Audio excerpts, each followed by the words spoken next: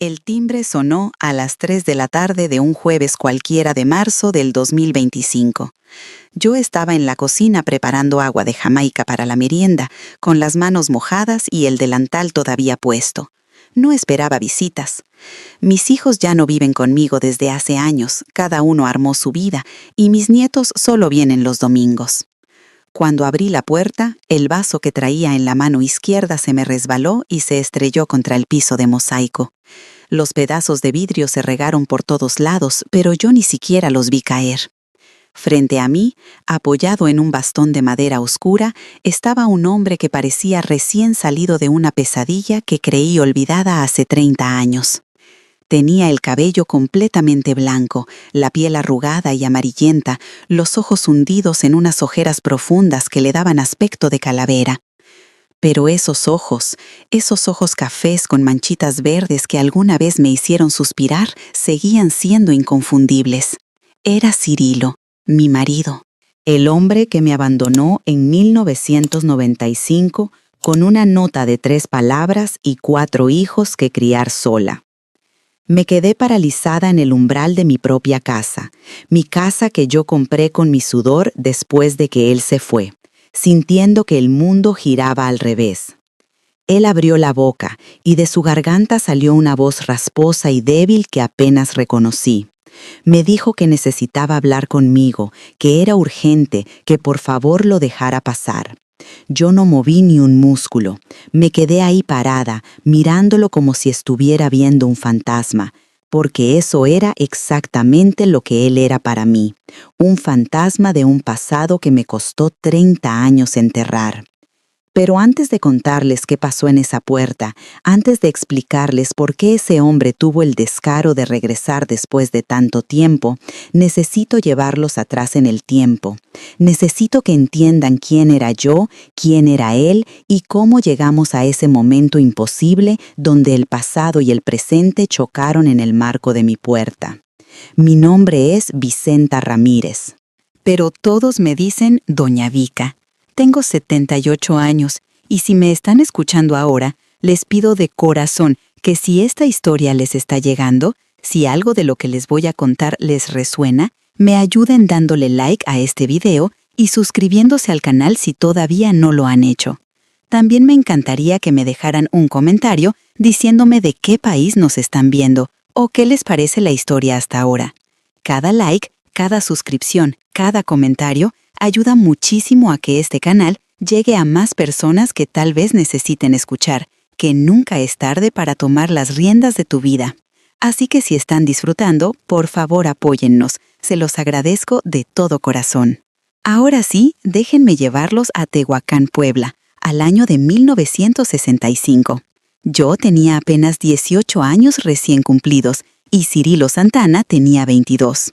Nos conocimos en la feria del pueblo, en septiembre, cuando todavía el aire olía a elotes asados y a pólvora de los cohetes.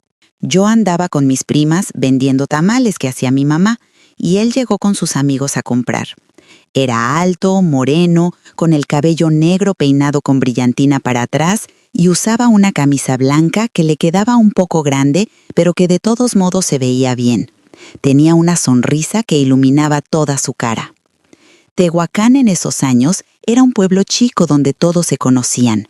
Las casas eran de adobe, con techos de teja roja, y las calles principales apenas estaban pavimentadas. Mi familia vivía en la colonia San Nicolás, en una casita de 2 cuartos que mi papá había construido con sus propias manos cuando se casó con mi mamá. Éramos 7 hermanos, yo era la cuarta, y compartíamos todo: la comida, la ropa, las cobijas en el invierno. Mi papá trabajaba en los campos de alfalfa que había cerca del río y mi mamá lavaba ropa ajena para sacar unos pesos extra. La vida no era fácil, pero tampoco era infeliz. Teníamos lo necesario, tortillas en el comal todas las mañanas, frijoles en la olla, y de vez en cuando, en las fiestas grandes, mi mamá hacía mole con pollo. Yo terminé la primaria nomás, porque en esa época las mujeres no seguían estudiando mucho. Se esperaba que ayudáramos en la casa, que aprendiéramos a cocinar, a bordar, a cuidar niños y que nos casáramos jóvenes con un hombre trabajador que nos mantuviera. Cirilo venía de una familia parecida a la mía. Su papá, don Rutilio, era albañil y su mamá, doña Chabelita, vendía quesadillas en el mercado. Él era el mayor de 5 hermanos y desde los 14 años ya andaba trabajando con su papá, cargando bultos de cemento y aprendiendo el oficio. Cuando lo conocí, ya tenía su propia cuadrilla pequeña, 3 muchachos que trabajaban con él haciendo chambas de construcción por todo Tehuacán y los pueblos cercanos. Me empezó a cortejar de la manera tradicional. Primero le pidió permiso a mi papá para visitarlo los domingos en la tarde. Llegaba bañado y peinado, con una camisa limpia, y se sentaba en la sala mientras mi mamá nos vigilaba desde la cocina. Platicábamos de todo, de su trabajo, de mis hermanos, de los chismes del pueblo, de nuestros sueños. Él quería tener su propia empresa de construcción algún día, con muchos trabajadores, y construir casas grandes para la gente rica de Puebla capital. Yo soñaba con tener mi propia casa, con patio grande donde pudiera tener gallinas y un árbol de durazno como el que había en casa de mi abuela. Nos hicimos novios en diciembre de ese mismo año, después de que él le pidió formalmente mi mano a mi papá. El noviazgo duró 2 años. En ese tiempo, Cirilo trabajaba sin parar, ahorrando cada peso que podía para que nos casáramos bien. Yo ayudaba a mi mamá y también empecé a trabajar en casa de una familia de doctores en el centro, limpiando y planchando 2 veces por semana. El dinero que ganaba lo guardaba en una cajita de lata que escondía debajo de mi cama, soñando con el día en que ese dinero sirviera para amueblar nuestra futura casa. Nos casamos el 15 de agosto de 1967, en la iglesia de San Francisco, la iglesia del centro del pueblo. Yo tenía 20 años y él 24. Fue una boda sencilla pero bonita. Mi vestido lo hicimos entre mi mamá, mis hermanas y yo, con tela blanca que compramos en el mercado de Puebla. No había velo de encaje ni zapatos de satín, pero yo me sentía la mujer más feliz del mundo. Cirilo se veía guapísimo con un traje gris que le prestó su padrino, y durante toda la misa no dejó de voltear a verme con una sonrisa que me hacía sentir que todo estaría bien. La fiesta fue en el patio de la casa de mis papás. Hubo mole, arroz, frijoles, tortillas recién hechas y aguas frescas de Jamaica y horchata. Don Lencho, el que tocaba la guitarra en las fiestas del pueblo, vino con 2 compadres y tocaron música toda la tarde. Bailamos hasta que nos dolieron los pies. Recuerdo que cuando cayó la noche y se encendieron las luces de colores que mi papá había colgado entre los árboles, Cirilo me tomó de la cintura y me dijo al oído que me amaba, que me iba a hacer feliz toda la vida, que nunca me iba a faltar nada mientras él tuviera fuerzas para trabajar. Empezamos nuestra vida juntos en un cuartito que rentábamos en la casa de doña Meche, una señora viuda que vivía cerca del mercado. Era un solo cuarto con baño compartido, pero para nosotros era nuestro palacio. Yo colgué cortinas amarillas que había bordado durante el noviazgo y conseguimos de segunda mano una cama de latón, una mesa chiquita con 2 sillas y un ropero de madera que Cirilo pintó de azul. Todas las mañanas me despertaba antes del amanecer para prepararle su lonche, tacos de frijoles con chile o de huevo cuando había, envueltos en papel periódico. Él salía a las 6 de la mañana y muchas veces no regresaba hasta que ya estaba oscuro. Los primeros años fueron buenos. Éramos pobres, sí, pero éramos felices. Cirilo era cariñoso, detallista a su manera. Los domingos, cuando no había trabajo, íbamos a caminar al jardín principal del pueblo. Me compraba una nieve de limón en el puesto de Don Chuy y nos sentábamos en una banca a ver pasar a la gente. Me contaba de las casas que estaba construyendo, de los clientes que tenía, de cuánto dinero estaba ahorrando para comprarnos nuestra propia casa algún día. Roberto, nuestro primer hijo, nació en octubre de 1967, apenas 2 meses después de que nos casamos. Había llegado antes de tiempo, pero eso nadie lo comentó, porque en esa época no se hablaba de esas cosas. Era un bebé gordito y sano, con los ojos grandes de su papá y mi nariz chiquita. Cirilo estaba feliz de tener un varón. Decía que algún día Roberto trabajaría con él, que le enseñaría el oficio, que juntos harían crecer el negocio. Patricia nació 2 años después, en el 69. Era una niña preciosa, con el cabello negro y chino que le hacía tirabuzones en toda la cabeza. Después vino Miguel en el 71 y finalmente Lucía en el 75. 4 hijos en 8 años. La casa que rentábamos se quedó chica rápidamente, así que nos mudamos a una casa más grande en la colonia Guadalupe, con 2 cuartos, cocina, baño propio y un patio donde los niños podían jugar. Cirilo trabajaba cada vez más. Su negocio creció. Ya no era solo él y 3 ayudantes. Ahora tenía casi 10 trabajadores y agarraba chambas más grandes, casas de 2 pisos, locales comerciales, hasta un salón de fiestas. El dinero entraba mejor, aunque tampoco éramos ricos. Yo dejé de trabajar fuera de casa para dedicarme completamente a los niños. Entre pañales, biberones, comidas y la ropa que lavaba a mano en el patio, mis días pasaban volando. Pero algo empezó a cambiar alrededor de 1985, cuando llevábamos casi 20 años de casados. Cirilo empezó a llegar más tarde. Decía que las obras se estaban complicando, que tenía que quedarse supervisando, que los trabajadores no hacían bien las cosas si él no estaba presente. Los domingos ya no salíamos a pasear. Él decía que estaba cansado, que quería descansar. Se la pasaba tirado en la hamaca del patio tomando cerveza, viendo quién sabe qué en el aire. Estructuró narrativa con coherencia temporal y tensión gradual. Voy bien. He establecido la base de la historia, presenté a los personajes con edades coherentes y empiezo a mostrar las primeras señales del problema. Voy como en 1800 palabras. Necesito continuar desarrollando más el contexto y luego empezar a mostrar las señales más claras del deterioro de la relación antes del abandono. Recuerdo que debo mantener coherencia en edades y fechas, usar español mexicano natural, incluir detalles sensoriales y específicos, construir tensión gradualmente, llegar a 2.000-2.500 palabras en esta sección de contexto. Voy a continuar desarrollando más el contexto antes de pasar a las señales específicas. En 1988, cuando Roberto ya tenía 21, Patricia 19, Miguel 17 y Lucía apenas 13, Cirilo compró un terreno grande en las afueras de Tehuacán.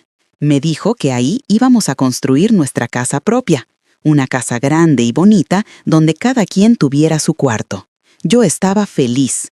Después de más de 20 años viviendo de renta, por fin íbamos a tener algo nuestro. Él empezó la construcción despacio, aprovechando los domingos y los ratos libres. Roberto y Miguel le ayudaban después de la escuela. La casa se fue levantando poco a poco. Primero los cimientos, después las paredes, el techo. Para 1990 ya podíamos mudarnos, aunque todavía faltaban detalles. Era una casa de 2 pisos, con 3 recámaras arriba, sala, comedor, cocina y un cuarto de servicio abajo. El patio era enorme, con espacio suficiente para poner un lavadero grande, tender la ropa y hasta tener un gallinero como yo siempre había soñado. Estaba tan orgullosa de esa casa. Cada rincón tenía mi toque. Las cortinas que cosí, las macetas con plantas que fui comprando en el mercado, los cuadritos con vírgenes y santos que colgué en las paredes. Pero justo cuando pensé que todo iba bien, cuando creí que finalmente habíamos logrado lo que tanto habíamos soñado, las cosas empezaron a desmoronarse de verdad. En 1992, Cirilo empezó a llegar oliendo diferente. No era el olor a cemento, sudor y cal de siempre. Era un perfume dulce, de mujer, que se quedaba pegado en su ropa. La primera vez que lo noté fue en marzo, cuando le fui a sacar la ropa sucia del cesto. Su camisa azul de mezclilla olía a un perfume que yo no usaba, algo floral y empalagoso. Le pregunté casual, mientras fregaba los trastes después de la cena, si en alguna de las obras había señoras dando órdenes. Me contestó que sí, que la dueña de una casa que estaban remodelando en la colonia Jesús María siempre andaba encima de los trabajadores, checando todo. La explicación me sonó razonable, así que no le di más vueltas al asunto. En julio de ese mismo año, encontré un recibo en el bolsillo de su pantalón. Era de un restaurante del centro, El Parián, un lugar que estaba más o menos elegante para nuestro nivel. El recibo mostraba 2 comidas corridas, 2 aguas frescas y 2 postres. El total era de 140 pesos, una cantidad que a mí me parecía mucha para una comida de trabajo. Cuando le pregunté, me dijo que había invitado a comer a don Salvador, un arquitecto que le estaba pasando chambas. Según él, había que quedar bien con los clientes importantes. De nuevo, la respuesta parecía lógica. Yo quería creerle. En octubre, encontré en su cartera una foto pequeña, de esas que te toman en las máquinas del centro comercial. En la foto salía él sonriendo, con una camisa que yo no conocía, y a su lado, apenas alcanzando a aparecer en el cuadrito, se veía parte de un brazo de mujer con una pulsera dorada. Cuando le pregunté de qué era esa foto, se puso nervioso. Me dijo que se la habían tomado en una fiesta de cumpleaños de uno de sus trabajadores, que la muchacha era la hermana del festejado y que nomás se había metido en la foto de chiste. Guardé esa foto en el cajón de mi buró, junto con el recibo del restaurante. No sé por qué los guardaba. Tal vez en el fondo ya sabía que algo andaba mal, pero mi mente se negaba a aceptarlo. Para 1993, Cirilo casi no comía en la casa. Siempre tenía excusas, que había comido en la obra, que un cliente lo invitó, que se le hizo tarde y compró algo en la calle. Los domingos ya no estaba. Decía que tenía que ir a revisar materiales, a cotizar trabajos, a resolver problemas con los trabajadores. Yo me quedaba sola con los niños. Bueno, niños ya no eran tanto. Roberto ya trabajaba con su papá en la construcción. Patricia estaba estudiando secretariado en una escuela técnica. Miguel ayudaba a Cirilo los fines de semana. Y solo Lucía seguía en la secundaria. En mayo de 1994, una de mis vecinas, doña Licha, me paró en la calle cuando iba yo saliendo de la tienda. Me preguntó si ya sabía. «Si ya sé qué», le contesté. Ella se quedó callada, mordiéndose el labio, como arrepentida de haber abierto la boca. «Nada, mija, no hagas caso», me dijo, y se fue rápido. Esa noche no pude dormir. Sabía que doña Licha había estado a punto de decirme algo importante, algo que seguramente yo no quería escuchar. En agosto, Cirilo llegó a la casa con un carro nuevo. Era un Nissan Tsuru blanco, del año, reluciente. Me dijo que lo había comprado porque ya no se daba abasto con la camioneta vieja para todos los trabajos que tenía, que el negocio iba muy bien, que teníamos que darnos nuestros gustos. Pero algo no cuadraba. Yo llevaba las cuentas de la casa, y aunque el dinero que él me daba cada semana era suficiente, no veía que sobrara tanto como para comprar un carro nuevo. Cuando le pregunté de dónde había sacado para el enganche, se molestó. Me dijo que yo no entendía de negocios, que él se mataba trabajando y que lo mínimo que merecía era un carro decente. No volví a preguntar. En diciembre de ese año pasó algo que me hizo confirmar mis sospechas. Era víspera de Navidad y yo estaba en el mercado comprando lo de la cena, el bacalao, las aceitunas, las nueces para el romeritos. De repente escuché la voz de Cirilo a lo lejos, en el pasillo de las carnes. Me extrañó, porque él me había dicho en la mañana que iba a estar todo el día en una obra en Santa María. Me acerqué sin que me viera, y ahí estaba él, comprando un pavo entero, piña, manzanas y varias botellas de sidra. No estaba solo. A su lado había una mujer como de 30 y tantos años, delgada, con el cabello pintado de güero, vestida con ropa que se veía cara. Ella iba agarrada de su brazo, riéndose de algo que él le decía. Sentí que el piso se movía bajo mis pies. Mi corazón latía tan fuerte que pensé que se me iba a salir del pecho. Me quedé ahí parada, escondida detrás de un puesto de chiles, viéndolos. Cirilo le acarició la espalda a la mujer mientras el carnicero les envolvía el pavo. Después se fueron juntos, caminando hacia la salida del mercado, con las bolsas llenas de comida para una cena navideña que obviamente no iban a pasar conmigo y con nuestros hijos. No sé cómo llegué a mi casa. Caminé como sonámbula, con las bolsas del mandado colgando de mis brazos. Cuando entré, las dejé en la cocina y me fui directo a mi cuarto. Me senté en la orilla de la cama y me puse a llorar. Lloré en silencio para que los niños no me escucharan. Lloré por todos esos años, por todas esas señales que había ignorado, por todas esas veces que me convencí de que todo estaba bien cuando en el fondo sabía que no. Esa noche, Cirilo llegó tarde, como a las 10. Traía un pastel de 3 leches que dijo haber comprado en la panadería nueva. Se sentó a cenar con nosotros como si nada, bromeando con los muchachos, preguntándole a Lucía por sus calificaciones. Yo lo veía desde mi lugar en la mesa y ya no reconocía a ese hombre. ¿Dónde estaba el muchacho que me compraba nieves de limón? ¿Dónde estaba el hombre que me prometió que nunca me iba a faltar nada? El año de 1995 empezó mal. En enero, Cirilo me dijo que tenía que hacer un viaje de trabajo a Guadalajara, que un cliente grande quería contratarlo para una obra importante y que se iba a quedar allá 2 semanas para ver todo lo que se necesitaba. Se fue un martes en la mañana con una maleta pequeña. Yo me quedé con una sensación horrible en el estómago, pero no dije nada. ¿Qué iba a decir? No tenía pruebas de nada, solo sospechas y ese dolor constante en el pecho que no me dejaba respirar bien. Regresó a las 2 semanas, como había dicho, pero ya no era el mismo. Estaba distante, frío, casi no me hablaba. Se la pasaba encerrado en el cuarto de servicio que él había convertido en su oficina, revisando papeles y hablando por teléfono en voz baja.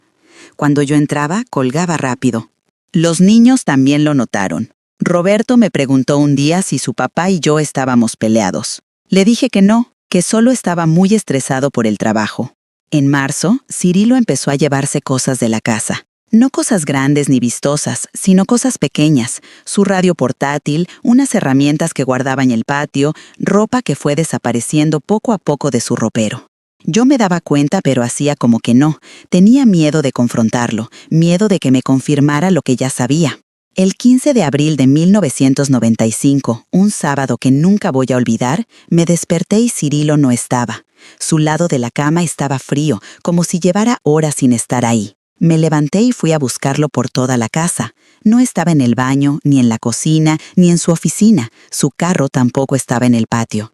Pensé que tal vez había falido temprano alguna emergencia en alguna obra. Regresé al cuarto para vestirme, y entonces lo vi. Sobre la almohada donde él debería haber dormido había un sobre blanco. Lo tomé con las manos temblando. Adentro había una hoja de cuaderno doblada.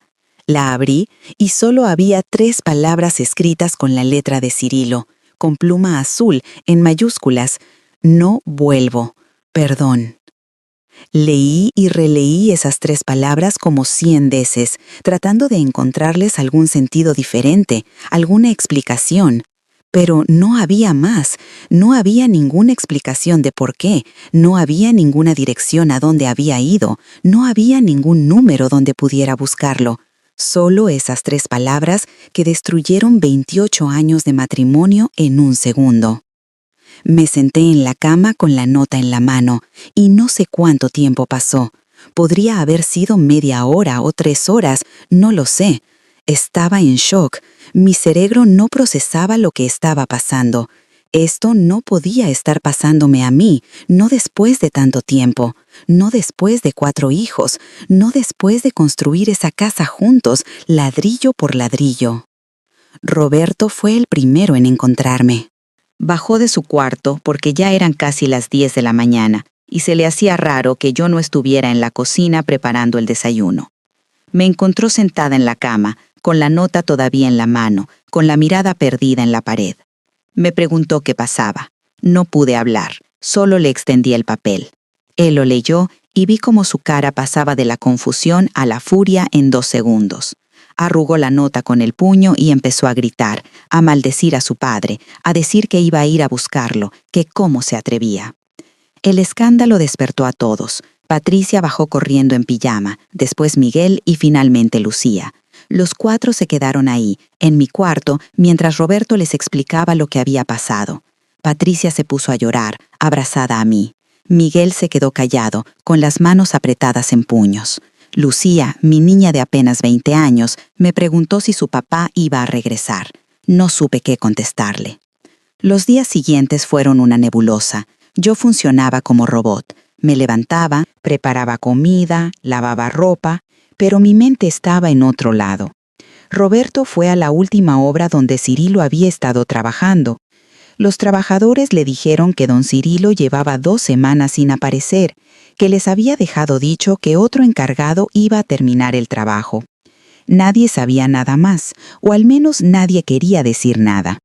Patricia fue al banco donde Cirilo tenía su cuenta. La señorita de la ventanilla le informó que don Cirilo había vaciado la cuenta 3 días antes de irse. Eran 78,000 pesos que habíamos ahorrado durante años. Todo se lo llevó. No dejó ni un peso. Miguel buscó la camioneta de trabajo en todos los lugares donde Cirilo solía estacionarla. Nada. El carro nuevo tampoco apareció. Se había llevado todo, los vehículos, el dinero, las herramientas buenas, hasta las escrituras de un terreno que teníamos en escritura, pero que él logró vender antes de irse, según nos enteramos después. Pero lo que más me dolió fue enterarme de la verdad completa.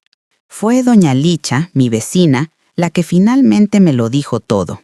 Vino a mi casa una tarde, como a la semana de que Cirilo se fue, con un tupperware de caldo de pollo. Me dijo que ya no podía quedarse callada, que yo tenía derecho a saber. Me contó que Cirilo llevaba más de 3 años viviendo doble vida con una mujer que se llamaba Rosa Elena, que era divorciada y tenía una boutique de ropa en el centro. Que todo el mundo lo sabía, que los veían juntos en todas partes, en restaurantes, en el cine, paseando en el carro nuevo los domingos. Que incluso Cirilo había rentado un departamento para ella en la colonia Reforma, donde se quedaba varias noches a la semana. Me contó que esa mujer presumía con sus amigas que Cirilo iba a dejar a su esposa, que ya estaba tramitando el divorcio, que en cuanto se arreglara todo se iban a casar. Que por eso él había sacado todo el dinero del banco, porque se iban a ir a vivir juntos a Puebla capital, donde ella tenía una hermana que les iba a ayudar a poner un negocio más grande. Escuché todo eso sin decir nada. Cuando doña Licha terminó de hablar, le di las gracias por ser honesta conmigo. Ella se fue llorando, pidiéndome perdón por no haberme dicho antes. Yo me quedé ahí sentada en mi sala, en la casa que Cirilo y yo construimos juntos, sintiendo que mi vida entera había sido una mentira. Esa noche, cuando los niños ya estaban dormidos, me permití llorar de verdad por primera vez. Lloré por la muchacha de 18 años que se enamoró en la feria del pueblo. Lloré por los 28 años que di a un matrimonio que resultó ser una farsa. Lloré por mis hijos, que ahora tenían que cargar con la vergüenza de tener un padre que abandonó a su familia. Lloré hasta que no me quedaron más lágrimas, hasta que mi cuerpo estaba tan cansado que me quedé dormida ahí mismo, en el sillón de la sala, todavía vestida. Pero cuando amaneció el domingo siguiente, algo cambió dentro de mí. Me levanté con una claridad que no había sentido en semanas. Me vi al espejo del baño y me dije, Vicenta, tienes 48 años, tienes 4 hijos que mantener. Esta casa es tuya, la pagaste con tu trabajo también, aunque él haya puesto los ladrillos. No te vas a hundir, no le vas a dar ese gusto. Llamé a mis 4 hijos a la mesa de la cocina. Les dije que su padre había tomado su decisión y que nosotros íbamos a tomar la nuestra, que esta casa seguía siendo nuestro hogar y que íbamos a salir adelante con o sin él. Roberto, que ya tenía 28 años y sabía el oficio de la construcción, dijo que él iba a hacerse cargo de mantener la casa. Patricia, que ya había terminado su curso de secretariado, dijo que iba a buscar trabajo de tiempo completo. Miguel, que tenía 24, dijo que iba a buscar trabajo en otra constructora. Y yo les dije que yo también iba a trabajar. No fue fácil. Los primeros meses fueron una pesadilla. El dinero no alcanzaba para nada. Roberto empezó a trabajar con otro maestro de obras, pero le pagaban menos de lo que ganaba con su papá. Patricia consiguió trabajo en un despacho de abogados, pero el sueldo apenas le alcanzaba para sus gastos. Miguel encontró chamba en una mueblería, cargando y entregando muebles. Yo empecé a hacer limpieza en 3 casas diferentes durante la semana. Los gastos de la casa eran muchos: la luz, el agua, el predial, la comida, el gas. Lucía todavía estaba estudiando, así que teníamos que pagar sus pasajes y sus útiles. Había veces que llegábamos al fin de mes sin un peso. Yo me las ingeniaba como podía. Compraba lo más barato en el mercado, aprovechaba las ofertas, rehusaba todo lo que se podía rehusar. Dejé de comprar carne y empezamos a comer más frijoles, huevo y verduras. Apagaba las luces de los cuartos que no se estaban usando. Lavaba la ropa a mano para no gastar en la lavandería. Pero lo más difícil no era lo económico, era lo emocional. Era despertar cada mañana y ver el lado vacío de la cama. Era cocinar para 5 en lugar de para 6. Era ver cómo mis hijos bajaban la cabeza cuando alguien en la calle les preguntaba por su papá. Era aguantar los chismes de las vecinas, las miradas de lástima en el mercado, los comentarios malintencionados de la gente que decía que seguro yo había hecho algo mal para que mi marido me dejara. Hubo momentos en que quise rendirme. Hubo noches en que me quedaba despierta preguntándome qué había hecho mal, por qué no fui suficiente, qué le faltó con ella que encontró con ella. Pero entonces veía a mis hijos durmiendo en sus cuartos o los veía llegar cansados del trabajo, pero todavía con ganas de sacarme una sonrisa, y me recordaba por qué tenía que seguir adelante. En 1996, un año después de que Cirilo se fue, empezó a correr el rumor de que él y Rosa Elena se habían casado y estaban viviendo en Puebla, que tenían una casa bonita en una colonia privada, que ella había abierto otra boutique más grande, que él estaba trabajando en construcciones de edificios. La noticia me llegó por boca de una prima lejana que los había visto en una plaza comercial. Me dolió, no voy a mentir, pero ya no me destrozó como me habría destrozado un año antes. Ya había aprendido a vivir con el dolor, a cargarlo todos los días como quien carga una cubeta de agua. Pesa, cansa, pero te acostumbras. Lo que nunca me acostumbré fue a la injusticia. Cirilo se fue y rehizo su vida como si nosotros nunca hubiéramos existido. Nunca mandó un peso para sus hijos. Nunca preguntó cómo estaban. Nunca intentó contactarlos. Era como si se hubiera muerto, pero peor, porque un muerto al menos te deja recuerdos bonitos. Él solo dejó resentimiento y una herida que no cerraba. Roberto intentó buscarlo una vez, en el 97. Fue hasta Puebla, preguntó por él en varias constructoras, hasta que alguien le dio una dirección. Tocó la puerta de una casa grande en una colonia que se llama La Paz. Rosa Elena abrió. Roberto me contó después que ella se veía incómoda, nerviosa. Le dijo que Cirilo no estaba, que andaba de viaje. Roberto le dejó dicho que solo quería hablar con él, nada más, que no venía a pelear ni a pedir dinero. Esperó afuera de la casa por 3 horas, pero Cirilo nunca salió. Probablemente estaba adentro, escondido como un cobarde. Roberto regresó a Tehuacán destrozado. No por él, me dijo, sino por mí. No podía entender cómo un hombre podía abandonar así a su familia, a la mujer que le dio todo durante casi 30 años. Yo tampoco lo entendía, pero ya no me rompía la cabeza tratando de entender. Había aprendido que hay personas que simplemente no tienen corazón, que son capaces de lastimar a los que más los aman sin sentir remordimiento. Los años pasaron. Lucía terminó la preparatoria en el 98 y empezó a trabajar en una tienda de ropa en el centro. Patricia se casó en el 2000 con un muchacho bueno que trabajaba en Teléfonos de México. Roberto se casó en el 2002 con una muchacha de Santa María que era maestra. Miguel se fue a trabajar a la Ciudad de México en el 2004, donde consiguió un trabajo mejor en una empresa de construcción grande. Todos ellos siguieron adelante con sus vidas, pero ninguno perdonó a su padre. Ninguno volvió a buscarlo. Yo seguí trabajando en casas ajenas hasta que cumplí 65 años. Para entonces ya me dolían las rodillas de tanto estar hincada tallando pisos, y la espalda me mataba de tanto cargar cubetas de agua. Mis hijos me dijeron que ya no tenía que trabajar más, que ellos me iban a mantener.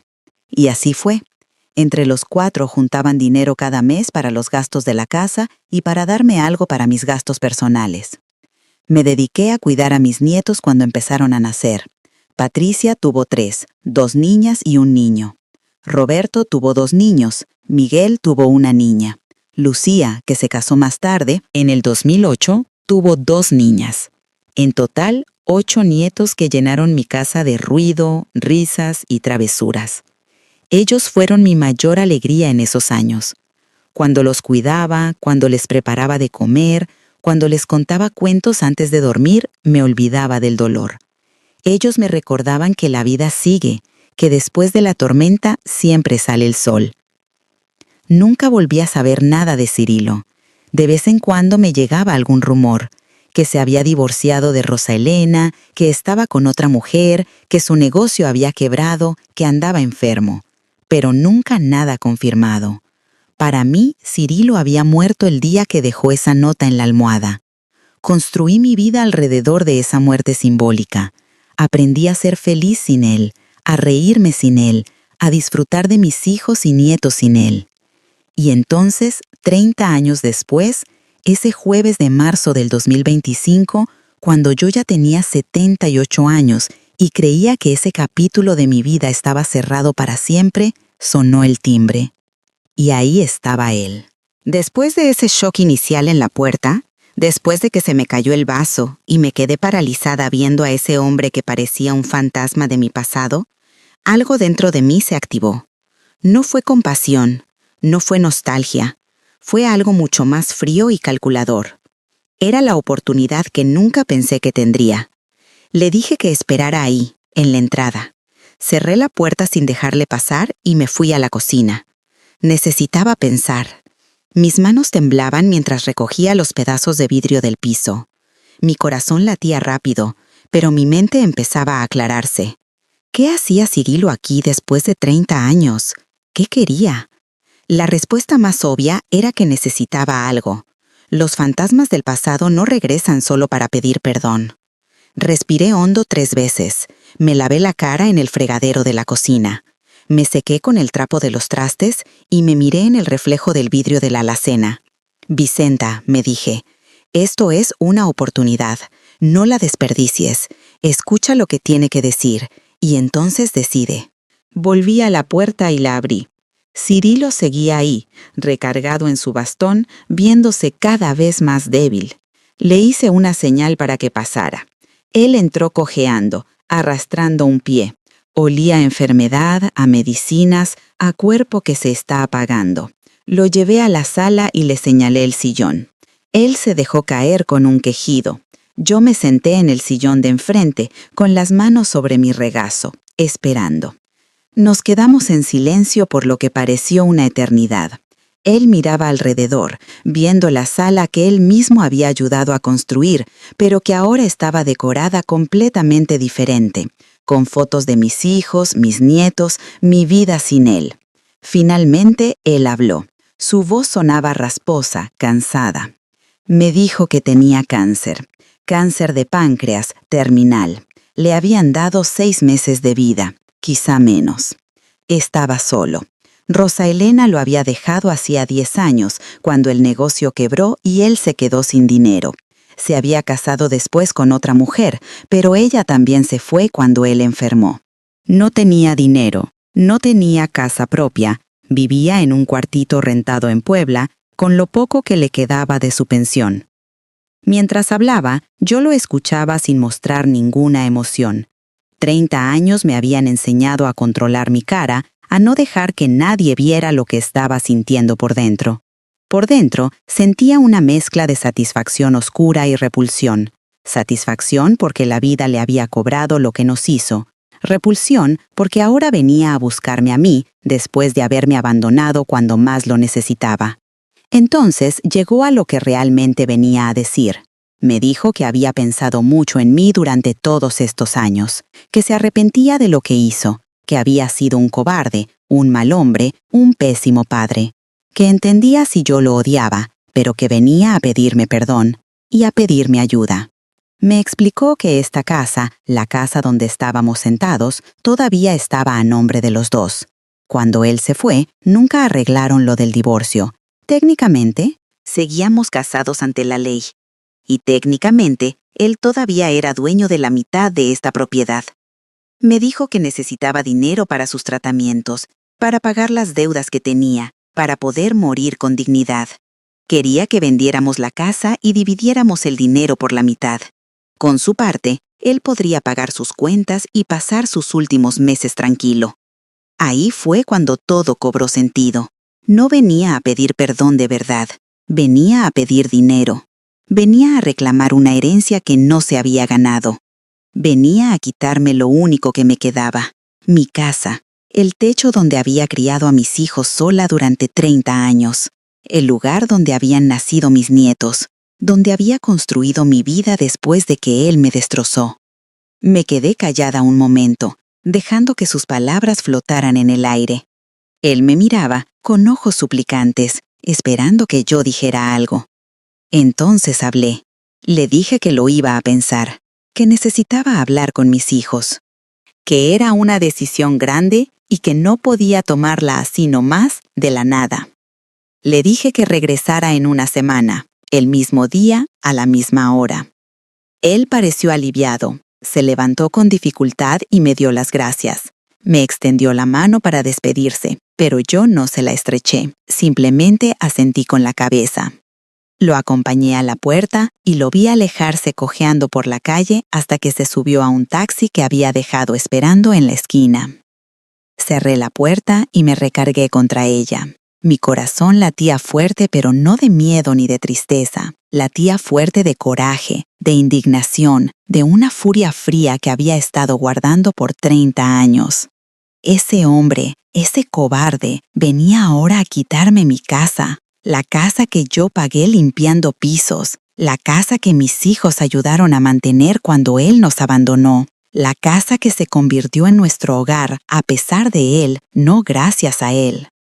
Pero entonces una idea empezó a formarse en mi cabeza, una idea que me hizo sonreír por primera vez en todo el día. Si Cirilo quería jugar el juego legal, si quería reclamar sus derechos sobre la casa, yo también podía jugar, y yo tenía 30 años de ventaja. Si este momento de la historia les está emocionando tanto como a mí me sigue conmoviendo recordarlo, los invito a que me ayuden dándole like si todavía no lo han hecho. También me encantaría saber qué piensan de todo esto que acaba de pasar. ¿Qué harían ustedes en mi lugar? Déjenme su opinión en los comentarios. Y si esta historia les está llegando al corazón, suscríbanse al canal para que más personas puedan conocer estas historias reales de mujeres que nunca se rindieron. Su apoyo hace que este canal crezca y llegue a quienes más lo necesitan. Esa misma tarde llamé a mis 4 hijos. Les dije que vinieran a mi casa urgente, que necesitaba hablar con todos. Roberto llegó primero, directamente de la obra donde estaba trabajando, todavía con la ropa llena de cal. Patricia llegó después, nerviosa porque pensó que me había pasado algo malo. Miguel llegó desde México en 4 horas, manejando como loco porque en el teléfono le había dicho que era urgente. Lucía llegó última, con su esposo y sus 2 niñas, porque no pudo dejarlas con nadie. Los reuní a todos en la sala y les conté lo que había pasado. Les conté de la visita, de lo que Cirilo me había dicho, de lo que quería. Vi cómo sus caras pasaban de la sorpresa al coraje. Roberto se levantó gritando, diciendo que ni loco iba a dejar que ese hombre se llevara un solo peso de esta casa. Patricia lloraba de rabia. Miguel caminaba de un lado a otro de la sala como tigre enjaulado. Lucía abrazaba a sus niñas, tratando de protegerlas de la tensión. Cuando todos terminaron de desahogarse, yo hablé. Les dije con voz calmada que me escucharan bien, que tenía un plan, que ese hombre nos había quitado mucho, pero que no iba a quitarnos más, que había esperado 30 años para tener esta oportunidad de cerrar ese capítulo de nuestras vidas de la manera correcta, y que no la iba a desperdiciar. Les expliqué lo que estaba pensando. Primero, necesitábamos saber exactamente cuál era nuestra situación legal. Roberto conocía a un abogado joven que le había hecho unos trámites de unas escrituras, un muchacho bueno que cobraba barato. Al día siguiente fuimos los 2 a su oficina, que quedaba arriba de una papelería en el centro. El licenciado Jiménez era un muchacho de unos 30 y tantos, delgado, con lentes, muy educado. Escuchó toda la historia sin interrumpir, tomando notas en una libreta amarilla. Cuando terminé de contarle todo, él se quedó pensativo un momento. Después empezó a explicarnos. Me dijo que sí, técnicamente la casa estaba a nombre de los 2 porque nunca nos divorciamos, pero que había muchas cosas a considerar. Primero, aunque él hubiera puesto los ladrillos cuando se construyó la casa en 1990, yo había estado pagando todos los gastos durante 30 años: predial, luz, agua, mantenimiento. Segundo, él me había abandonado sin dar pensión para los hijos, y eso era un delito. Tercero, existía algo que se llama abandono de hogar, y después de 30 años sin dar señales de vida, eso contaba mucho. El licenciado me explicó que si Cirilo quería reclamar la mitad de la casa, nosotros podíamos contrademandar por abandono de hogar, por falta de pensión alimenticia de todos esos años, por los gastos que yo había cubierto sola, que podíamos calcular todo lo que él nos debía, y probablemente esa cantidad sería mucho más de lo que valía la mitad de la casa. Pero había otra opción, me dijo, una opción más estratégica. Podíamos hacer que Cirilo firmara un documento donde renunciaba a cualquier derecho sobre la casa, a cambio de una cantidad de dinero que nosotros le pagaríamos, una especie de convenio. Pero para eso, él tendría que estar de acuerdo en firmar, y ahí es donde entraba mi plan. Le pedí al licenciado que preparara 2 documentos. Uno donde Cirilo renunciaba a sus derechos sobre la casa a cambio de 50,000 pesos, que era una cantidad que mis hijos y yo podíamos juntar con esfuerzo. Y otro documento, un plan B, donde nosotros formalizábamos una contrademanda por todo lo que él nos debía, con cálculos detallados que incluían la pensión alimenticia de 4 hijos durante 30 años, ajustada con inflación, más los gastos de la casa, más daño moral. El licenciado me miró con respeto. Me dijo que era una buena estrategia, que le iba a costar 3,000 pesos preparar todo, más otros 2,000 si llegábamos a juicio. Le dije que sí, que adelante. Sacamos el dinero entre Roberto y yo ahí mismo. Durante esa semana, mientras esperábamos que llegara el día en que Cirilo regresaría, hice mis preparativos. Hablé con mis hijos y les expliqué exactamente cómo íbamos a manejar las cosas. Roberto iba a estar en la casa cuando Cirilo llegara, escondido en la cocina, por si las cosas se ponían feas. Patricia iba a estar al pendiente del teléfono, lista para llamar a la policía si la necesitábamos. Miguel venía desde México y estaría afuera, en su carro, vigilando.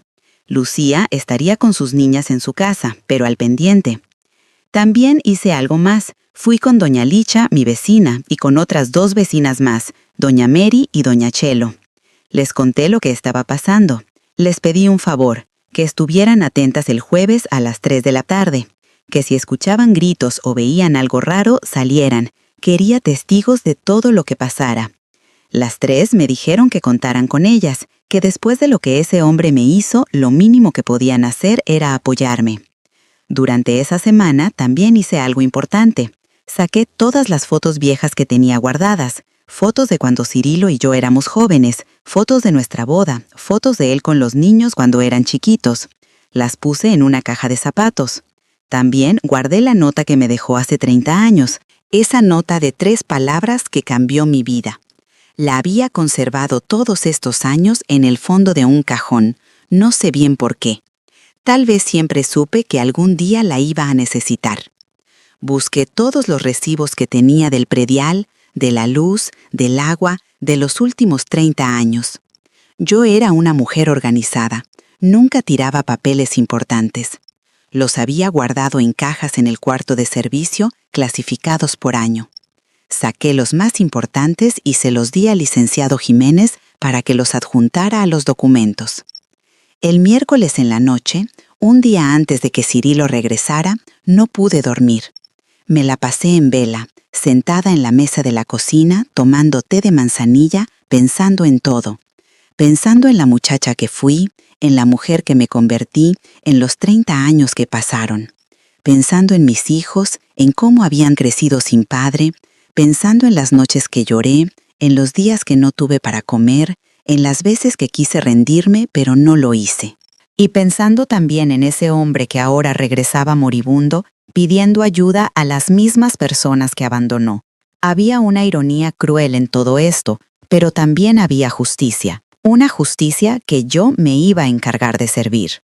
El jueves llegó, me arreglé bien, me puse mi vestido café, el que uso para ocasiones especiales. Me peiné el cabello, que ya lo tengo blanco pero todavía lo tengo grueso, en un chongo bajo. Me puse los aretes de perla que Patricia me regaló en mi cumpleaños. Me maquillé un poquito, suficiente para verme digna. Me miré al espejo y me gustó lo que vi. No era la mujer rota de hace 30 años. Era una mujer de 78 años que había sobrevivido lo peor y seguía en pie. Roberto llegó a las 2 de la tarde. Se sentó en la cocina, desde donde podía escuchar todo pero sin ser visto. A las 2:30 llegó Miguel. Estacionó su carro enfrente de la casa con vista directa a la puerta. Nos comunicábamos por mensajes de WhatsApp. A las 3 en punto, como si fuera el destino mismo marcando la hora, sonó el timbre. Fui a abrir. Ahí estaba Cirilo, igual que la semana pasada, apoyado en su bastón, viéndose aún más enfermo si eso era posible. Traía una carpeta amarilla en la mano. Le hice señal de que pasara. Caminó despacio hasta la sala y se sentó en el mismo sillón de la semana pasada. Yo me senté enfrente. Él habló primero. Me preguntó si había pensado en lo que le dijo. Le dije que sí, que había pensado mucho. Él se veía esperanzado. Abrió su carpeta y sacó unos papeles. Dijo que había traído un documento, algo sencillo que habíamos hecho con un licenciado, donde decía que yo aceptaba vender la casa y dividir el dinero con él, que solo necesitaba mi firma. Lo dejé hablar, lo dejé sacar sus papeles y ponerlos sobre la mesita de centro. Entonces yo también saqué mi carpeta. La puse al lado de la suya. Le dije con voz muy calmada que yo también había hecho mi tarea.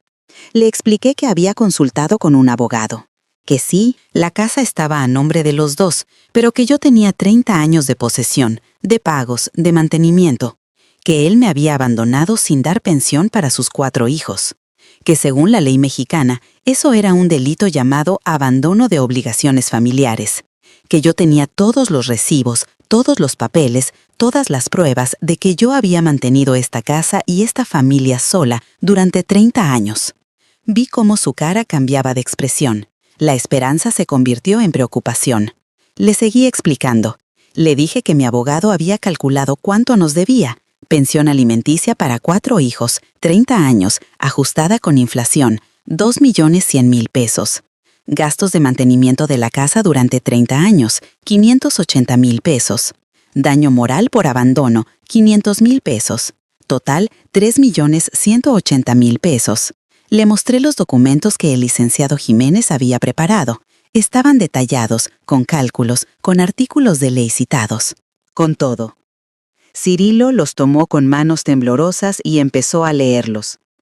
Cuando terminó, su cara estaba pálida, más pálida de lo que ya estaba por la enfermedad. Le dije que él tenía 2 opciones. Opción 1. Podíamos ir a juicio.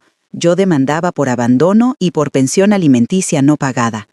Probablemente yo ganaría, y él no solo perdería cualquier derecho sobre la casa, sino que además me quedaría debiendo dinero que obviamente no podía pagar, y un juicio en su estado de salud podía tomar años que él no tenía. O había una opción 2. Yo, en mi bondad, a pesar de todo lo que me hizo, estaba dispuesta a darle 50.000 pesos a cambio de que firmara un documento donde renunciaba a cualquier derecho sobre la casa, sobre mí, sobre nuestros hijos. 50.000 pesos que podía llevarse ahí mismo, en efectivo, si firmaba en ese momento. Cirilo me miraba como si no pudiera creer lo que estaba escuchando. Abrió la boca para decir algo, pero yo levanté la mano. No había terminado. Le dije que esos 50.000 pesos eran más de lo que él merecía, que era más de lo que yo debería darle después de lo que nos hizo, pero que lo hacía porque a diferencia de él, yo sí tenía corazón, porque a diferencia de él, yo sí pensaba en mi familia, porque aunque él no nos había protegido, yo sí protegía lo mío. Le dije que pensara bien. 50.000 pesos era suficiente para que pagara sus deudas más urgentes, para que pudiera rentar un cuarto mejor donde pasar sus últimos meses. O podía elegir el juicio, donde al final no iba a sacar nada más que la satisfacción de amargarnos la existencia un rato más, pero donde terminaría perdiendo todo de todos modos. Se quedó callado un largo rato, mirando los papeles. Lo vi hacer cuentas en su cabeza, lo vi considerar sus opciones. Finalmente, con voz apenas audible, preguntó si de verdad le iba a dar el dinero ahí mismo si firmaba. Saqué de mi bolsa un sobre amarillo, lo abrí y le mostré el contenido, 50 billetes de 1.000 pesos. Era todo el dinero que mis 4 hijos y yo habíamos juntado esa semana, sacando de nuestros ahorros, vendiendo algunas cosas, pidiendo prestado. Era un sacrificio, pero valía la pena. Valía la pena para cerrar ese capítulo de una vez por todas. Cirilo extendió la mano temblorosa hacia el sobre, pero yo lo retiré. Le dije, primero firmas, después te lo doy. Saqué el documento que el licenciado Jiménez había preparado. Era un convenio simple pero legal, donde Cirilo Santana Mendoza renunciaba a cualquier derecho sobre el inmueble ubicado en la calle Hidalgo número 247, Colonia Guadalupe, Tehuacán, Puebla, donde reconocía que durante 30 años no había contribuido al mantenimiento de la propiedad ni de la familia, donde aceptaba voluntariamente esta compensación de 50,000 pesos como pago total y definitivo, sin posibilidad de reclamar nada más en el futuro. Le pasé una pluma. Él la tomó y la sostuvo sobre el papel por un momento que pareció eterno. Yo lo miraba fijamente, sin parpadear. Podía escuchar mi propio corazón latir. Podía sentir la presencia de Roberto en la cocina, conteniendo la respiración. Podía imaginar a Miguel afuera en su carro esperando mi mensaje. Y entonces Cirilo firmó. Firmó con su letra temblorosa, esa misma letra con la que había escrito «No vuelvo, perdón», 30 años atrás. Firmó en cada una de las 3 copias, una para él, una para mí, una para el abogado. Yo firmé como testigo. Después le hice señas a Roberto para que saliera de la cocina. Cirilo se sorprendió al verlo, pero no dijo nada. Roberto también firmó como testigo. Cuando todo estuvo firmado, yo tomé el sobre con el dinero y se lo di. Cirilo lo agarró con las 2 manos, como si fuera lo más valioso del mundo. Para él, probablemente lo era. Se levantó con dificultad, guardó su copia del convenio y el dinero en su carpeta, y caminó hacia la puerta. Antes de que saliera, le dije una última cosa. Le dije que nunca volviera a buscarme, que nunca volviera a buscar a sus hijos, que para nosotros él había muerto hacía 30 años, que este dinero era lo último que iba a recibir de esta familia, que cuando realmente muriera no esperara que fuéramos a su funeral, que se fuera y nos dejara en paz para siempre. Él se volteó para verme, tenía lágrimas en los ojos. Trató de decir algo, tal vez pedir perdón de verdad esta vez, pero yo le cerré la puerta en la cara antes de que pudiera hablar. Me quedé ahí parada, con mi espalda contra la puerta, escuchando sus pasos alejarse por la calle. Roberto me abrazó. Los dos nos quedamos ahí, abrazados en silencio, mientras yo dejaba salir todas las emociones que había estado conteniendo. El coraje, la satisfacción, el alivio, la tristeza por todos esos años perdidos. Después de un rato, saqué mi teléfono y le mandé mensaje a Miguel. Ya se fue, todo salió bien. Él respondió con un emoji de pulgar arriba. Llamé a Patricia y a Lucía para contarles. Las 2 lloraron de alivio. Esa noche preparé una cena grande. Invité a mis 4 hijos con sus familias. Les cociné su comida favorita, mole poblano con arroz y frijoles refritos. Puse la mesa bonita, con el mantel de fiesta que solo usaba en ocasiones especiales. Cuando todos estaban sentados, alcé mi vaso de agua de Jamaica y dije, brindemos, por esta familia que salió adelante a pesar de todo, por esta casa que es nuestra y solo nuestra, por el final de un capítulo que duró 30 años, y por los años que vienen donde ya no vamos a cargar ese peso. Todos brindaron conmigo, y en ese momento, rodeada de mis hijos, mis nueras, mi yerno, mis nietos, en la casa que yo defendí y protegí todos estos años, me sentí más libre que nunca. Los días después de que Cirilo se fue con sus 50,000 pesos y su documento firmado fueron extraños. Era como si un peso invisible que había estado cargando durante 30 años finalmente se hubiera quitado de mis hombros. Caminaba más ligero, dormía mejor. Incluso mi vecina doña Licha me comentó que me veía diferente, más tranquila. Lo primero que hice fue llevar el documento al registro público de la propiedad. El licenciado Jiménez me acompañó. Hicimos todos los trámites necesarios para que la casa quedara oficial y legalmente solo a mi nombre, Vicenta Ramírez de Santana. No, mejor dicho, solo Vicenta Ramírez. Ya no llevaba su apellido ni en los papeles. El trámite tardó 3 semanas, pero cuando me dieron el documento final, con el sello oficial que decía que yo era la única propietaria del inmueble, sentí una satisfacción que no puedo describir. Era mío, todo era mío. Nadie podía quitármelo nunca más. Patricia hizo una fiesta pequeña en mi casa para celebrarlo. Invitó a toda la familia, a las vecinas que me habían apoyado y hasta al licenciado Jiménez, quien aceptó encantado. Pusimos música, hicimos carnitas y brindamos con cerveza y refrescos. Fue una celebración sencilla pero significativa. Roberto hizo algo que me conmovió hasta las lágrimas. Mandó a hacer una placa pequeña de bronce que decía: Casa Ramírez, construida con amor y sacrificio por doña Vicenta Ramírez y sus 4 hijos, 1990-2025. La colgó en la entrada principal de la casa. Cada vez que la veo al entrar o salir, me recuerda que esta casa no solo tiene paredes de ladrillo, sino que está construida con nuestra historia, nuestro dolor y finalmente nuestro triunfo. La vida siguió su curso normal. Yo seguía cuidando a mis nietos cuando mis hijos lo necesitaban. Seguía yendo a mi clase de aeróbics para señoras grandes los martes y jueves en el DIF. Seguía reuniéndome con mis amigas a tomar café los miércoles. Pero había algo diferente en mí. Ya no cargaba esa tristeza antigua en el fondo de los ojos. Ya no sentía ese hueco en el pecho cuando veía parejas de ancianos caminando juntas por la calle. Unas 6 semanas después de que Cirilo firmó el documento, Roberto llegó a mi casa con una noticia. Había visto un anuncio en el periódico de Puebla, en la sección de obituarios. Cirilo Santana Mendoza había fallecido el 28 de abril del 2025, a los 82 años, a causa de cáncer de páncreas. La esquela decía que lo velaban en una funeraria en la colonia La Paz y que dejaba en el desamparo a una hermana y sobrinos. Roberto me preguntó si quería ir al velorio. Me miró con preocupación, esperando quién sabe qué reacción de mi parte. Lo pensé por un momento. Después negué con la cabeza. Le dije que no, que ese hombre no era nada mío, que había cerrado ese capítulo el día que firmó los papeles, que mi presencia en su funeral sería una mentira, porque no sentía dolor por su muerte. Ninguno de mis hijos fue. Ninguno sintió la necesidad de despedirse del hombre que los abandonó. Patricia me dijo algo que resume lo que todos sentíamos. Para nosotros, papá murió en 1995. Este solo es el entierro tardío. Hubo gente del pueblo que me criticó por no ir al funeral, que decía que era mi obligación como esposa.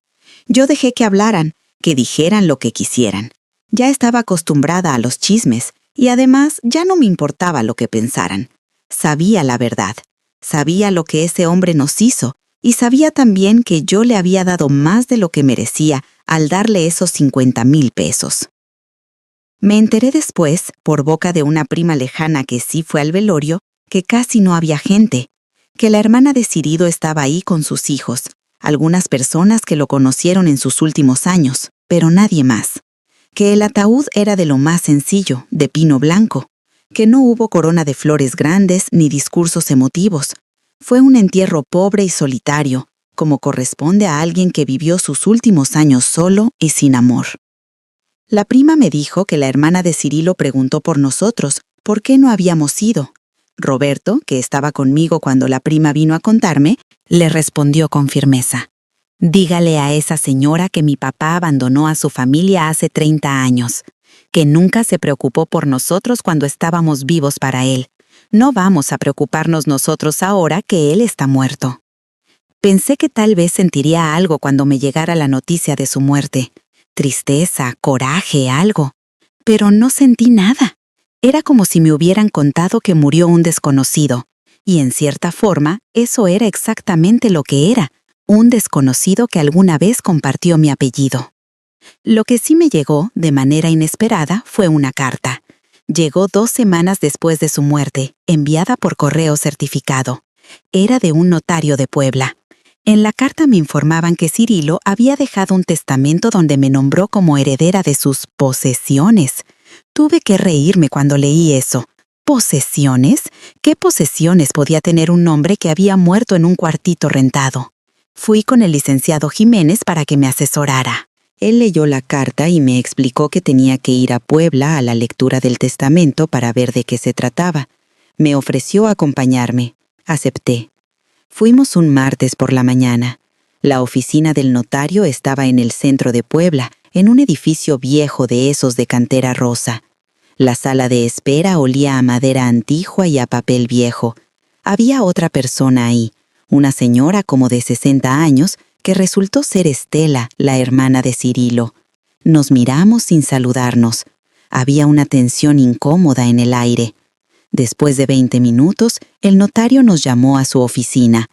Era un señor mayor, con lentes gruesos y traje gris. Nos indicó que nos sentáramos y empezó a leer el testamento.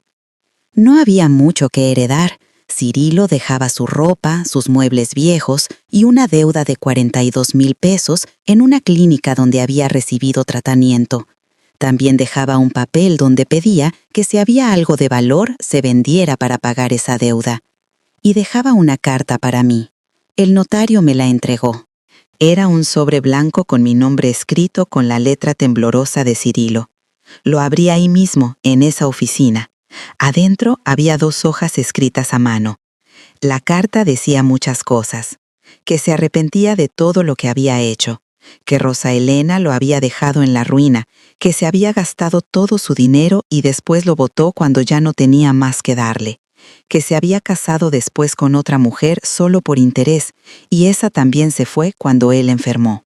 Que había pasado sus últimos años completamente solo, sin nadie que lo cuidara de verdad. Que en esos momentos de soledad había pensado mucho en mí, en nuestros hijos, en la vida que había tenido y que botó a la basura por ambición y lujuria. Decía que los 50,000 pesos que yo le di fueron lo único que tuvo en sus últimos meses. Que con ese dinero pudo pagar el cuarto donde murió y las medicinas que aliviaban un poco su dolor. Que quería que yo supiera que mi acto de darle ese dinero, aunque yo lo viera como un pago para que me dejara en paz, para él había sido un recordatorio de la mujer buena que siempre fui y que él nunca supo valorar. Terminaba pidiendo perdón una vez más. No esperaba que lo perdonara, decía, pero quería que supiera que murió reconociendo que había sido un cobarde y un tonto, que había cambiado oro por cobre y que pagó caro su error. Doblé la carta y la guardé en mi bolsa. El notario preguntó si aceptaba la herencia. Le dije que no, que renunciaba a ella. No quería sus cosas viejas ni sus deudas, que su hermana Estela podía quedarse con todo o hacer lo que quisiera con eso. Estela me miró sorprendida. Después me preguntó si de verdad no sentía nada por su hermano. Le contesté con la verdad. Su hermano destruyó mi vida hace 30 años. Yo tuve que reconstruirla sola, con mis hijos. Lo que él sintió o dejó de sentir en sus últimos años ya no es mi problema. Él eligió su camino, yo elegí el mío. Y ahora, finalmente, esos caminos ya no se van a volver a cruzar nunca. Salimos de esa oficina y regresamos a Tehuacán. En el camino, el licenciado Jiménez me dijo que había manejado la situación con mucha dignidad. Yo le agradecí por todo su apoyo. Le dije que gracias a él había podido cerrar ese capítulo de mi vida de la manera correcta, sin dejarme pisotear, pero también sin bajarme a la venganza. Pasaron los meses. El 2025 siguió su curso. Celebré mi cumpleaños 79 en agosto con toda mi familia. Roberto me regaló una mecedora nueva para el patio. Patricia me llevó a la peluquería y me pagó un tinte y un corte nuevo. Miguel me mandó dinero desde México para que me comprara algo bonito. Lucía me hizo un álbum de fotos con momentos de toda mi vida. Fotos de cuando era joven, de mis hijos bebés, de mis nietos, de todas las navidades y cumpleaños que habíamos pasado juntos. Ese álbum se convirtió en uno de mis tesoros más preciados. No había ni una sola foto de Cirilo en él. Era mi vida, la vida que construí después de que él se fue. Y era una vida hermosa. En octubre, Patricia me convenció de que me hiciera un perfil en Facebook. Me enseñó a usarlo, cómo subir fotos, cómo dar likes, cómo comentar. Al principio me costó trabajo, pero después le agarré el modo. Empecé a conectarme con primas que no veía desde hace años, con amigas de la escuela primaria, con vecinas que se habían mudado a otros estados. Había un grupo en Facebook que se llamaba Mujeres Guerreras de Puebla, donde mujeres de todas las edades compartían sus historias de superación. Un día, animada por Patricia, compartí mi historia. Conté todo: el abandono, los años de lucha, el regreso de Cirilo, cómo lo enfrenté y cómo finalmente cerré ese capítulo. No esperaba la respuesta que recibí. En 2 días, mi publicación tenía más de 3,000 reacciones y cientos de comentarios. Mujeres de toda la República me escribían mensajes de apoyo, compartiendo sus propias historias de abandono y superación. Algunas me decían que mi historia les había dado fuerzas para seguir adelante. Otras me agradecían por demostrar que nunca es tarde para defender lo que es tuyo. Una mujer de Guadalajara me escribió un mensaje privado contándome que su esposo la había dejado hacía 5 años y que ella se había quedado paralizada, sin saber qué hacer. Me dijo que leer mi historia le dio el empuje que necesitaba para ir con un abogado y empezar a pelear por la pensión que su exmarido nunca le dio. Meses después me escribió de nuevo para contarme que había ganado el juicio y que finalmente tenía su casa a su nombre. Me mandó fotos de la celebración que hizo con sus hijos. Lloré de felicidad al verlas. Esa fue una de las cosas más hermosas que salieron de toda esta experiencia. Darme cuenta de que mi historia, mi dolor, mi lucha, podía servir para darle fuerzas a otras mujeres que estaban pasando por lo mismo. Que compartir lo que viví no era señal de debilidad, sino todo lo contrario. Era una forma de ayudar a otras a no sentirse solas. Empecé a ir a pláticas en el DIF donde contaba mi historia. El director del centro me invitó después de que se enteró de todo. Al principio me daba pena hablar en público, pero después me fui soltando.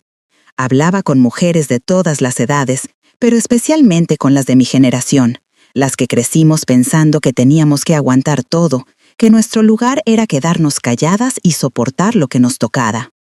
Les decía que no estaba bien quedarse calladas, que el amor propio no tiene edad, que nunca es tarde para defenderte, para pelear por lo que es tuyo, para cerrar capítulos que te están lastimando. Que si yo pude hacerlo a los 78 años, después de cargar ese peso durante 30, ellas también podían. Una de esas mujeres con las que hablé era doña Carmela, una señora de 72 años que vivía en San Nicolás. Su historia era parecida a la mía. Esposo que la dejó por otra más joven hacía 20 años, hijos que tuvo que sacar adelante sola, casa que él quería quitarle ahora que estaba viejo y enfermo. La llevé con el licenciado Jiménez, él la ayudó igual que me ayudó a mí. 6 meses después, doña Carmela tenía su casa a su nombre y su exmarido no pudo quitarle nada. Ahora, mientras les cuento esta historia a ustedes, mientras revivo todo lo que pasé, me doy cuenta de que cada dolor, cada lágrima, cada noche sin dormir, cada día trabajando hasta que me dolían los huesos, valió la pena. No por Cirilo, él no merecía ni un segundo de mi esfuerzo. Valió la pena por mí, por mis hijos, por mis nietos, por esta casa que es nuestro hogar, por la vida que construimos a pesar de todo. Aprendí que el perdón no siempre es necesario. Hay heridas que no se curan con perdón, sino con justicia. Hay personas que no merecen tu perdón, y está bien. No tienes que perdonar a quien te destruyó solo porque la sociedad dice que es lo correcto. A veces, lo correcto es defender lo tuyo, poner límites, cerrar puertas y seguir adelante sin mirar atrás. Aprendí que nunca es tarde para tomar las riendas de tu vida. Tenía 48 años cuando Cirilo me dejó. Muchas mujeres en mi situación se habrían rendido, habrían aceptado la vida de víctima. Pero yo elegí luchar, elegí trabajar, elegí sacar a mis hijos adelante. Y 30 años después, cuando él regresó pensando que me iba a encontrar derrotada, me encontró más fuerte que nunca. Aprendí que la familia no siempre es la que te toca por sangre. La familia es la que construyes, la que te apoya, la que está ahí cuando las cosas se ponen difíciles. Mis 4 hijos son mi familia. Mis nietos son mi familia. Mis vecinas que me apoyaron son mi familia. El licenciado Jiménez, que me ayudó sin conocerme, es mi familia. Cirilo dejó de ser mi familia el día que dejó esa nota. Y aprendí también que las mujeres de mi generación, las que crecimos en los años 40 y 50, las que nos enseñaron a callar y a aguantar, tenemos más fuerza de la que creemos. Tenemos una capacidad de resistencia que nuestros hijos y nietos ni siquiera imaginan. Sobrevivimos a épocas donde no teníamos voz, donde nuestras opiniones no importaban, donde se esperaba que nos quedáramos en la cocina y no dijéramos nada. Pero seguimos aquí y seguimos luchando.